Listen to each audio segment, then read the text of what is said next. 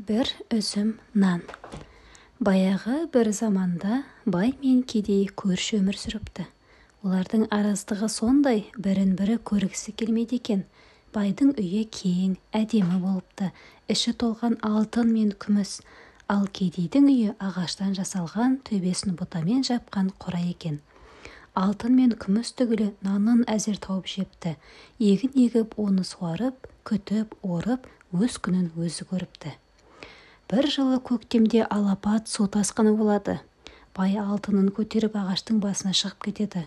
Ал кедей болса, бір көмеш нанын қойнына салып, ол да ағаштың басына көтеріледі. Су тасқыны 15 күнге созылады. Бір күні қарны ашқан бай кедейге: «Әй, кедей, сен мына бір кесек алтынды ал да, маған бір үзім нан бер», дейді. «Жоқ, алтының өзіңе, нан бере алмаймын», деп жауап береді кедей. Екінші күні бай кедейден тағы да нан сұрайды. «Алтынымның жартысын берейін», дейді бұл жолы. «Жоқ, бере алмаймын», деді бұл жолы кедей. Ақыры аштан өліп бара жатқан соң шыдамай, бай бір үзім нанға барлық алтыныңды айырбастаймын деп айтады. Кедей бәрібір көнбейді.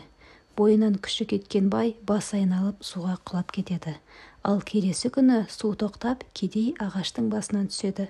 Халықтың алтын күміс тас екен, арпа бидай ас екен дейтіні осыған орай айтылған екен.